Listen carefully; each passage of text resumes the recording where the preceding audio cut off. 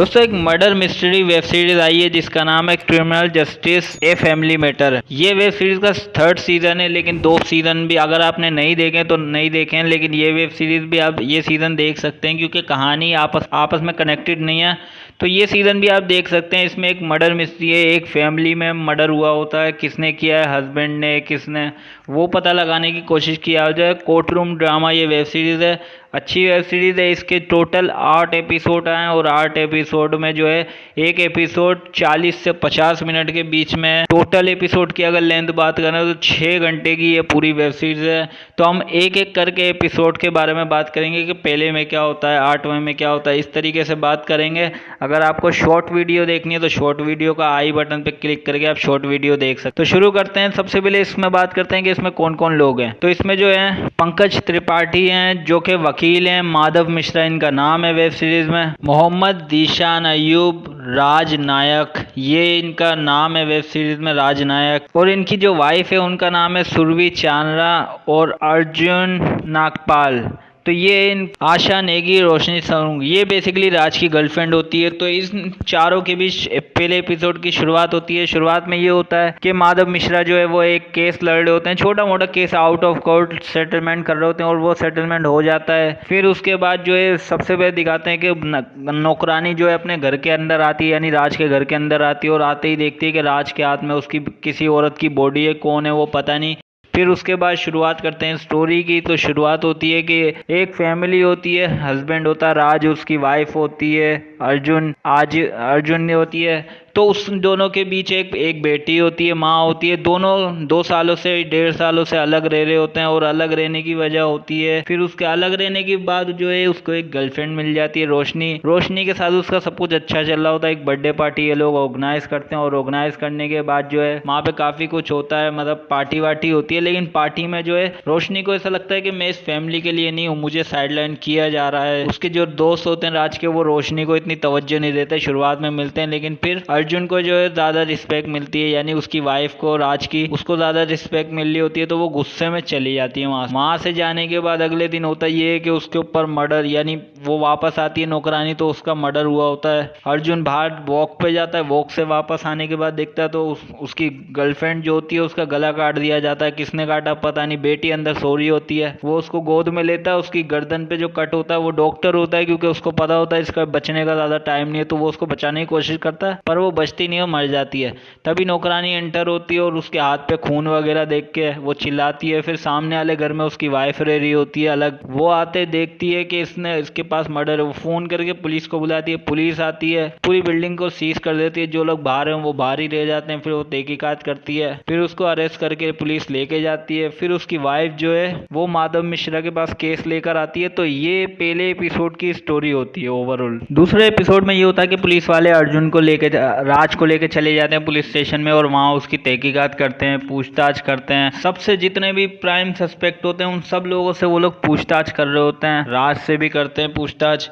लेकिन होता ये है कि उनसे भी कोई सबूत नहीं मिल रहा होता, पूछताछ जारी रहती है। पूछताछ करने के बाद वो उसे जेल भेज देते हैं। फिर कोर्ट में केस चला जाता है। फिर माधव मिश्रा जो उनकी तरफ से वकालत करते हैं वो जमानत की मांग करते हैं, लेकिन वो रिजेक्ट कर दी जाती है। उसके बाद उन्हें जेल भेज दिया जाता है कुछ टाइम के लिए। वहीं दूसरी ओर वो जिस लोगों के लिए केस लड़ रहे होते हैं वो लोग, मतलब एक तरह की कंपनी होती है जिनके लिए वो लोगों के मामले सुलटाते हैं या मांड वाली, यानी आउट ऑफ कोर्ट सेटलमेंट करते हैं। उस कंपनी का उन्हें वो कंपनी वाले इनसे बोलने आते हैं कि भाई तुम हमारे इजाजत के बिना बाहर केस नहीं लड़ सकते, इसलिए पीछे हट जाओ। हमारी बिना इजाजत के उन्होंने तुम्हारे को केस दिया है, तुम या तो वो लड़ लो या हमारी कंपनी ज्वाइन कर लो। यानी उनकी कंपनी में ज्वाइन होता है तो वो बोलते हैं पीछे हट जाओ या हमारी कंपनी छोड़ दो। तो उसके बाद पुलिस जो है पोस्टमार्टम करती है। पोस्टमार्टम में पता ये चलता है कोई लेफ्टी है जिसने इसको मारा होता है और गर्दन कटी होती है। ये लोग वो तहकीकात कर रहे होते हैं। तभी उस लड़की की माँ आ जाती है जिसका मर्डर हुआ होता है, यानी रोशनी की माँ जाती है और वो जब उसकी बॉडी देखती है तो रोने लग जाती है। उसके बाद पुलिस तहकीकात करती है तो उन्हें ये पता चलता है कि ये जो बॉडी की गर्दन काटी गई है वो किससे काटी गई है। कुछ फोटोग्राफ मिलती है, जो केस की इंचार्ज होती है उससे पता चलता है कि ये जो बॉडी काटी गई है ये एक तरह के अवार्ड का कांच है जो काटा गया। तस्वीरों में वो देख के बता देते कि ये इस चीज से इसका गला काटा गया। फिर वो जब उसके घर में जाती है पूछताछ करने, वहीं माधव मिश्रा भी उसकी बेटी के, यानी राज की बेटी से भी पूछताछ करने जाते हैं क्योंकि घर पे वो अकेली होती होती है और सो रही होती है। पूछताछ करते हुए पता लगता है कि वो सुबह जल्दी उठ जाती है, लेकिन उस दिन वो लेट उठी।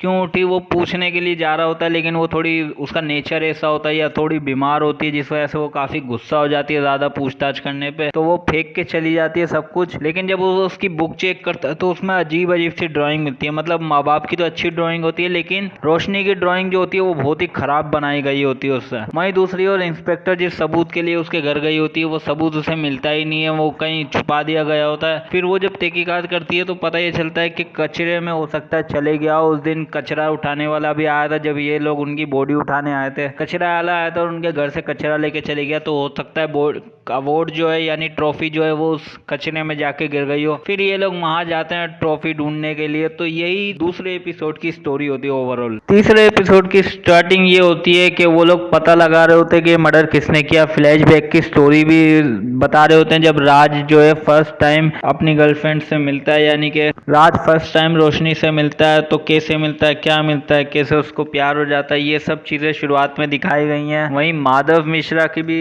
दिखाई गई है कि उसको जो है केस करने के लिए, मतलब वो डॉक्टरों से मिल रहा होता है, तो सारा शक जो है वो राज की बेटी पे जा रहा होता है माधव मिश्रा का। तो माधव मिश्रा पता लगाने के लिए उसके डॉक्टर के पास जाता है, फिर उसकी बीमारियों के बारे में पता चलता है। वहीं उसकी बेटी जो है राज की, वो स्कूल जाने के लिए तैयार हो रही होती है और स्कूल जाने के लिए उसकी माँ उसे समझाती है कि मत जाओ, ऐसा हुआ है वैसा हुआ, पर वो जाना चाह रही होती है, पर वो इसलिए चली भी जाती है। वहीं माधव मिश्रा डॉक्टर से पूछ रहा होता है क्या उसकी बेटी मतलब मेडिकली फिट है, वो उसका दिमाग ऐसा तो नहीं है कि वो हाइपर हो जाती है, किसी पे अटैक कर दे। तो डॉक्टर उसको समझाता है कि नहीं, वो ऐसा नहीं कर सकती, ट्रीटमेंट चल रहा है, वो ऐसा नहीं कर सकती। वहीं दूसरी ओर उसके स्कूल की स्टोरी दिखाते हैं कि वो जब स्कूल जाती है तो वहाँ पे बच्चे हैं, छेड़खानी करते हैं, और जब इतना बड़ा उसके फादर के साथ मतलब मर्डर का इल्जाम है तो बच्चे उसको छेड़ते हैं। इस म्यूजिक क्लास में एक बच्चा गलती से उसके बाजू में एक बैग रख देता है, जैसे ही वो उस बैग को देखती है उस पर हमला कर देती है और चाकू से, मतलब उसके हाथ में कोई पेंसिल या कुछ नोकीली चीज होती है, वो उसको मारना शुरू कर देती है बैग के ऊपर। सारा गुस्सा बैग पे निकाल ली होती है और बच्चे जो है उसको देख रहे होते हैं। तभी जो है वहाँ पे टीचर आ जाती है, टीचर उसको देख के उसको वापस घर भेज देती है और 2 हफ्तों के लिए बोलती है कि तुम घर पे ही रहो। फिर एंट्री होती है श्वेता बासु की, जो कि सीजन 1 और 2 में भी होती है। तो इस सीजन में भी वो आती है माधव मिश्रा को हराने के लिए। मतलब जो केस वो लड़ रही होती है, सरकार ने जो ऑपोजिशन का वकील भेजा होता है वो उसको अच्छा नहीं लग रहा होता है, इसलिए वो चाहती है कि मैं माधव मिश्रा के अगेंस्ट आऊँ और उसको हराऊं, क्योंकि माधव मिश्रा ने पहले उसे 2 बार हरा चुका है। इसलिए वो चाहती है कि वो इस दफा माधव मिश्रा के खिलाफ आए और उसको हराए। इसलिए वो कोर्ट मतलब अपने फेवर में केस लेने के लिए कि जज जो है वो मुझे केस जो है हैंड ओवर कर दें, इसलिए उनसे बातचीत कर रही होती है। वहीं माधव मिश्रा की क्लाइंट यानी जिस फॉर्म के लिए वो काम कर रहा होता है, केस लड़ रहा होता है, वो फॉर्म का जो ओनर होता है वो आ जाता है, बोलता है तुम अगर इस केस से पीछे नहीं हटे तो हम तुम्हें अपनी फॉर्म से निकाल देंगे। तो वो बोलता, फिर सोचता है फिर वो क्या करे। फिर माधव मिश्रा के साथ जो एक और उसका साथी होता है जो कि वकील ही होता है, उसका सहायक होता है, वो क्या करता है कि वो पता लगाता है जो जिस कचरा उठाने वाले को पुलिस वाले मदद करने की सोच रहे होते हैं कि ये हमारी मदद करेगा, वो क्या करता है कि उसकी वीडियो बनाता है और जो है मीडिया को दे देता है। फिर उसके बारे में पता चलता है कि जो कचरा उठाने वाला होता है, जो मतलब इनकी बिल्डिंग में आता जाता रहता है, उसके बारे में पता चलता है कि वो लड़कियों की काफ़ी सारी तस्वीरें खींचता है, उनका पीछा करता है, उनकी उल्टी सीधी तस्वीरें खींचता है, और जो रोशनी मरी है उसकी भी काफ़ी सारी तस्वीरें उसके मोबाइल में होती हैं। ये बात वो मीडिया को बता देता है और उसको नहीं बताता, यानी अपने बॉस को नहीं बताता, डायरेक्ट मीडिया को बता देता है। और मीडिया को बताने के बाद ये न्यूज़ सब जगह फैल जाती है। फिर पुलिस जो है वो उसको अरेस्ट करके ले जाती है। वहीं माधव मिश्रा जो है वो उसको सुनाता है कि तूने ये खबर पुलिस को क्यों दी, ये तो हमारे अगेंस्ट जाएगी खबर। तो ये काफ़ी कुछ सुनाता है उसको। फिर पुलिस जो है उसको उठा के जेल लेके जाती है। फिर जो सीनियर ऑफिसर होता है वो उस औरत से केस ले लेता है जो कि इस केस को हैंडल कर रही होती है, और इससे केस छीन के इसके एक्स हस्बैंड को दे दिया जाता है जो कि लोगों को टॉर्चर करने में माहिर होता है। वो आता है और केस टेक ओवर करके, और उस जो कचरा उठाने वाला होता है उसके बाद जाके उसको अच्छे से मारता है। मारते मारते अचानक उसके हाथ से गिलास गिरता है और वो अपने उल्टे हाथ से गिलास पकड़ता है। उल्टे हाथ से गिलास पकड़ता है, तब पता चलता है कि खूनी जो है वो तो सीधे हाथ से मर्डर किया, तो ये वो नहीं हो सकता। फिर वो वापस आता है और अपने सीनियर ऑफिसर को बताता है कि सर उसने नहीं किया होगा, क्योंकि उसने उल्टे हाथ से से गिलास पकड़ा था। वहीं एक और सबूत मिलता है उसके मोबाइल से, एक पुरानी वीडियो होती है जो कि उसके मोबाइल से एक पुरानी वीडियो मिलती है जिसमें अंजू और राज यानी हस्बैंड वाइफ जो है मर्डर से एक हफ्ता पहले कार में बैठ के किस कर रहे होते हैं। तो पुलिस वाले देखते हैं कि ये मर्डर से एक हफ्ते पहले क्या साथ हो गए थे। तो वो ये होती है तीसरी एपिसोड की स्टोरी। तो चौथे एपिसोड की स्टोरी ये होती है कि राज नागपाल जो है उसको मेन जेल में शिफ्ट कर दिया जाता है, वो वहाँ पे रहता है। फिर उस दूसरी तरफ दिखाते हैं कि उसकी शोक सभा रखी गई होती है, जिसके मर्डर हुआ होता है, रोशनी का मर्डर हुआ होता है, उसकी शोक सभा रखी गई होती है। तो वहाँ पे काफी सारे लोग आते हैं, उसकी वाइफ आती है राज नागपाल की, माधव मिश्रा भी वहाँ पे आते हैं, तहकीकात करते हैं। तहकीकात करते हुए वो एक लड़के को देखते हैं, उन्हें समझ में आ जाता है कि ये जो है रोशनी का बॉयफ्रेंड है। तो उसका पीछा करते हुए वो जहाँ शराब पीने जाता है वहाँ पे चले जाते हैं। फिर वो बहाने से चारों लोग वहाँ बैठते हैं, उसको समझ में आ जाता है कि ये लोग मेरा पीछा कर रहे होते हैं। फिर वो अपनी स्टोरी बताता है कि मेरी स्टोरी ये है कि ये लड़की जो है इससे मैं प्यार करता था, हमारी मंगनी हो चुकी थी, शादी करने वाले थे, लेकिन सडनली इसका दिमाग खराब हो गया और इसने एक बड़े आदमी को देख के उसके साथ लिविंग में चली गई, मतलब उसके साथ रहने का फैसला कर लिया और मुझसे मंगनी तोड़ दी, शादी तोड़ दी और मुझसे फिर कभी मिली भी नहीं। तो लास्ट टाइम वो बोलता है कब मिली, वो बोलता है अभी अभी मिल के आ रहा हूँ उसकी शोक सभा में। तो वो वही पुलिस अपनी तहकीकात कर रही होती है। तहकीकात करते हुए उनको ये पता चलता है कि रोशनी जो है वो प्रेग्नेंट थी। जी हाँ, रोशनी प्रेग्नेंट थी, ये बात उनको पता चलती है। तो रिपोर्टें लेके वो वापस पुलिस स्टेशन आ जाते हैं। वहीं तहकीकात करते हुए जो शुरुआत में उन्होंने शुरुआत की थी कि मर्डर वेपन कहाँ छुपा हुआ है कचरे की जगह पे, वहाँ पे तहकीकात कर रहे होते हैं, डॉग्स वगैरह लेके पहुंच चुके होते हैं और वहाँ पे जब ढूंढ रहे होते हैं तो वहाँ पे मर्डर वेपन मिल जाता है। जी हाँ, एक चीज मिलती है जिसमें बेसिकली डॉक्टर यूज करते हैं, नाइफ की तरह होती है, वो उन्हें मर्डर वेपन के तौर पे उस पर खून भी लगा होता है, वो वहाँ पे मिल जाती है। अब मीडिया को भी ये बात पता चल जाती है, मीडिया के जरिए जो है हर टीवी पे आ रही होती है। वहीं पे जो है राज की वाइफ जो है वो भी ये सब न्यूज देख लेती है, उसकी बेटी भी देख लेती है। तो अपने आप को बचाने के लिए जो है, तो अंजू जो है वो अपने आप को बचाने के लिए ये लोग प्लान बनाते हैं कि ये इसका मतलब अंजुम जो है अपने हस्बैंड राज से मिलने जाएगी, अपनी बेटी को भी लेके जाएगी, माँ को भी लेके जाएगी।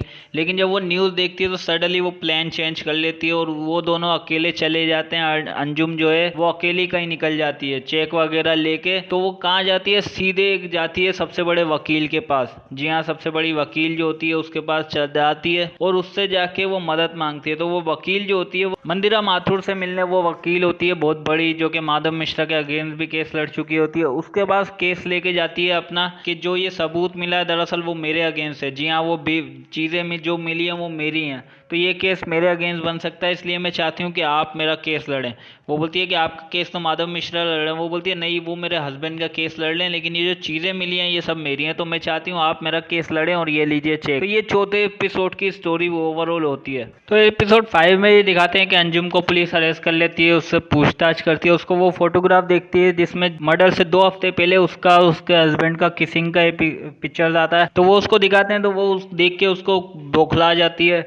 फिर पुलिस वाले ये सोचते हैं कि इसने मर्डर किया या फिर इसने अपने हस्बैंड का साथ दिया है, इसलिए इसको अरेस्ट कर लिया जाता है। लेकिन इसके बिहाफ पे एक और नई वकील आती है, जो कि 4th एपिसोड में दिखा दिया जाता है कि ये अपना वकील किसी और को चुनती है। वहीं माधव मिश्रा जो है राज का केस लड़ रहा होता है, तो ये 3 लोग हो जाते हैं एक ही कोर्ट रूम में, यानी कि 3 एक आरोपी होता है, मतलब एक इंसान होता है जो मर्डरर की तरफ से केस लड़ रहा होता है और इन दोनों की तरफ से 2 अलग अलग वकील होते हैं। तो कोर्ट रूम में ये तीनों वकील आमने सामने आ जाते हैं। दोनों एक मतलब वो दोनों राज का और अंजुम का एक दूसरे को ठुहराते हैं कि इसने मर्डर किया या इसने मर्डर किया है। फिर होता है ये पुलिस और अपनी तरफ से पूछताछ कर रही होती है। वहीं घर की नौकरानी का ये दिखाते हैं कि वो मच्छी मार्केट जाती है, वहां जाके उसको कुछ पुरानी चीजें याद आती हैं कि जब वो लाश के पास थी तो उसने वो मर्डर वेपन देखा था जिससे गला काटा होता है, वो वहां पे बेहोश हो जाती है। फिर उसको जब बाद में कोर्ट में बुलाया जाता है तो वो बोल देती है अचानक से कि मैंने मर्डर वेपन वहां पे देखा था जहाँ पे मर्डर हुआ था। सब लोग हैरान हो जाते हैं क्योंकि शुरुआत में इसने पुलिस के सामने कुछ नहीं बताया होता। फिर जो जज होता है वो इन सबको अपने कन्फेशन रूम में बुला लेता है कि वहाँ आके सारे बात करो। जज जितने भी वकील हैं वो बताते हैं कि देखिए ये अचानक इसको याद आना, ये कोई जानबूझ के कर रही है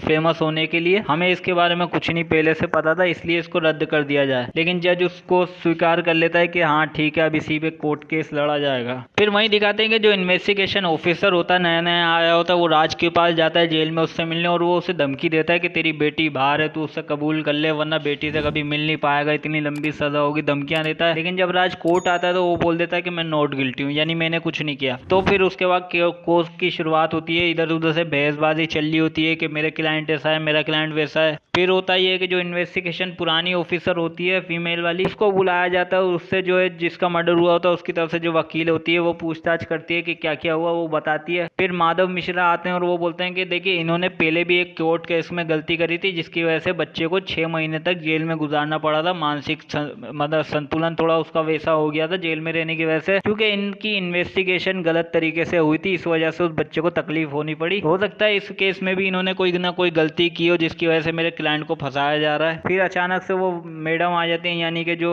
हाउस हेल्प होती हैं उसको बुलाया जाता है। फिर वो अचानक बोलती है कि वहाँ पे जो है मर्डर वेपन पड़ा हुआ था। तो वहीं पे जो है एपिसोड 5 का एंड हो जाता है। छठे एपिसोड की स्टोरी ये होती है कि माधव मिश्रा कोर्ट में आते हैं, लेकिन उससे पहले एक फ्लैशबैक की स्टोरी दिखाई जाती है जब राज की माँ जो है वो कुछ ही पेपर्स लेने के लिए उसको उसके घर भेजती है। तो वहाँ पे वो देखती है कि राज अपनी गर्लफ्रेंड यानी अंजुम के साथ थोड़ा इंटीमेट हो रहा होता है, लेकिन उसकी वाइफ उसको देख रही होती है और वहाँ से भी चली जाती है। कट टू प्रेजेंट लाइफ के ऊपर दिखाते हैं कि ये लोग कोर्ट पहुंचते हैं, कोर्ट में उस हाउस हेल्प को बुलाया जाता है। फिर उससे माधव मिश्रा सवाल जवाब करता है, पूछता है कि आपके घर में कौन कौन है, आपकी बेटी है, बेटा है, बच्चे।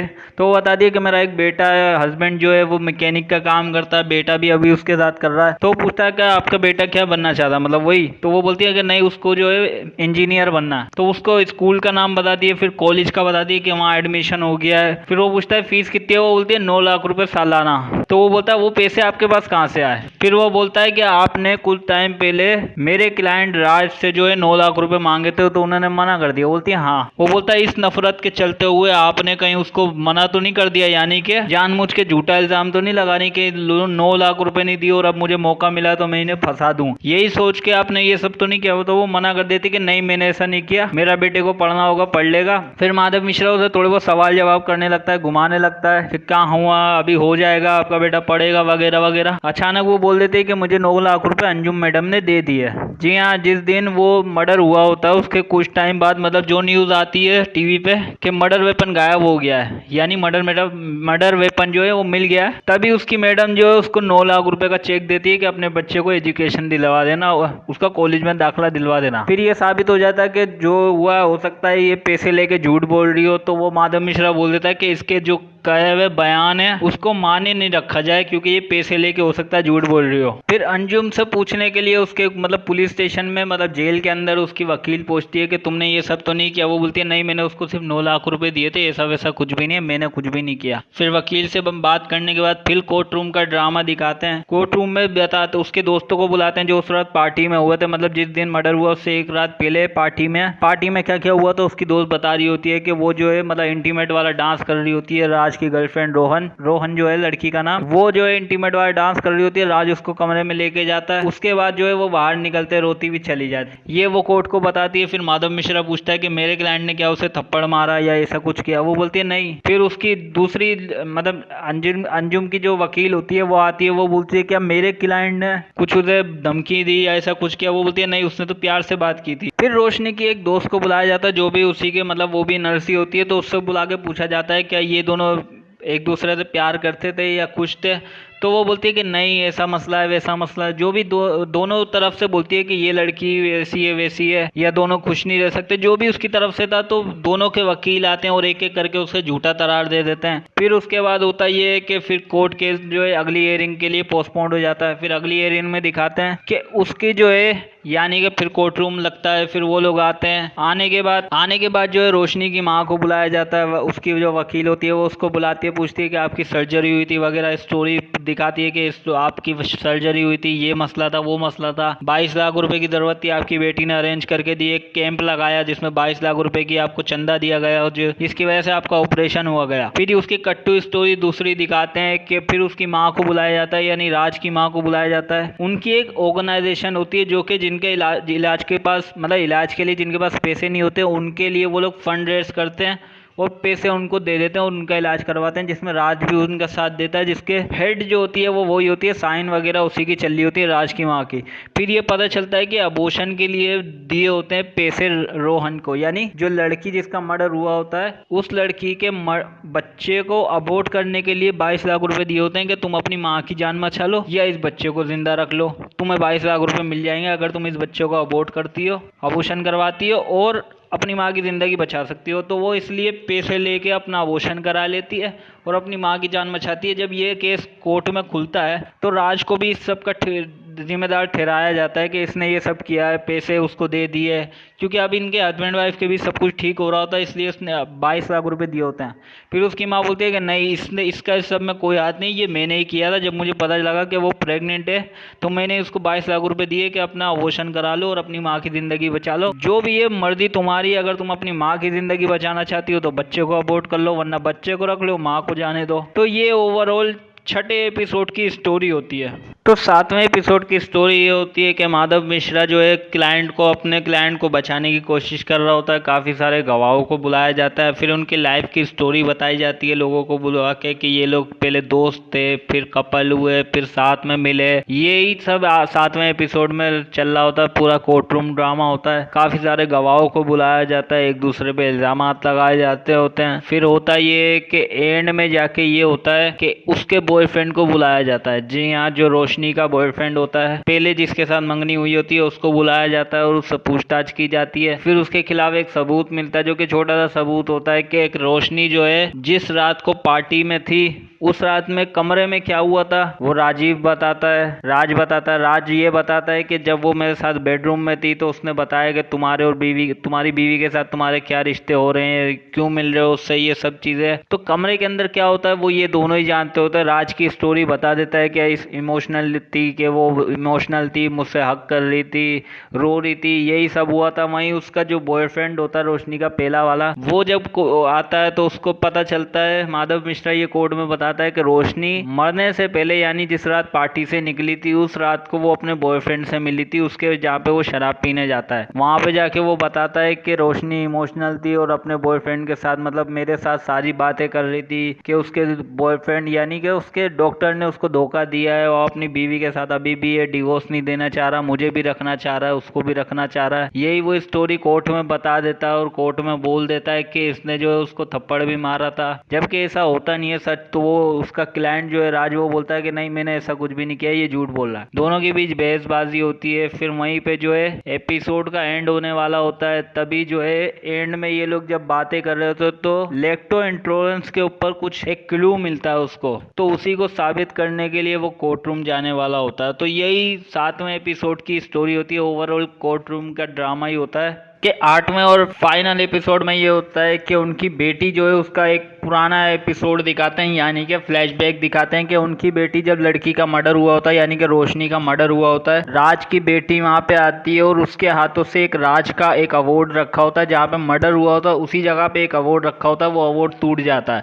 तो शुरुआत में आपको ऐसा लगेगा कि रोशनी, मतलब उसकी बेटी ने ही रोशनी का मर्डर किया होता है। फिर कोर्ट केस चल रहा होता है, रोशनी की यानी अंजुम से जो है सवाल जवाब पूछे जा रहे होते हैं कि क्या तुमने मर्डर किया है, क्या क्या सबूत दिखाए जाते हैं। फिर उसके बाद जो है माधव मिश्रा आते हैं। माधव मिश्रा जो है अंजुम से सवाल पूछते हैं कि तुमने मर्डर किया। फिर वो एक सबूत दिखाते हैं जो कि एक छोटी सी बोतल होती है। जी हाँ, बोतल होती है और वो सारे सबूतों के साथ होती है, मर्डर वेपन के साथ ही वो बोतल निकलती है, लेकिन उस पर इतना ज़्यादा ध्यान नहीं दिया जाता। लेकिन जब डॉक्टर से वो पूछताछ करता है माधव मिश्रा अपनी टीम के साथ, तब ये पता चलता है कि वो जो बोतल होती है वो दरअसल एक तरह की बोतल होती है जो शुगर पेशेंट को दी जाती है ताकि उनकी शुगर कम हो सके। तो वो अगर किसी नॉर्मल इंसान को दिया जाए तो उसको चक्कर आने लग जाते हैं, वो घबराने लगता है, उसको काफ़ी सारी प्रॉब्लम होने लगती है उस दवाई की वजह से, जो कि राज और अंजुम की बेटी को दिया जा रहा था। वो दवाई कौन दे रहा था ये नहीं पता चलता। तो यही सवाल जवाब पूछने के लिए माधव मिश्रा उससे बताते कि ये बोतल किसकी थी, कौन यूज़ कर रहा था। फिर माधव मिश्रा कोर्ट में ये दलील रखता है कि देखिए जो भी हो रहा था उस लड़की बच्ची के साथ भी गलत हो रहा था कि कोई उसको ये दवाई दे के बीमार करना चाह रहा था, और अंजुम नागपाल के साथ यानी रोशनी के साथ जो हुआ होता है वो भी गलत है। तो ये सब कौन कर कर रहा था यही। फिर कोर्ट जज जो है वो इन दोनों को तीनों को केबिन में बुलाता है अपने साथ और सवाल जवाब करता है। ये लोग बोलते हैं कि बच्ची को बुला लिया जाता है जो कि रोशनी यानी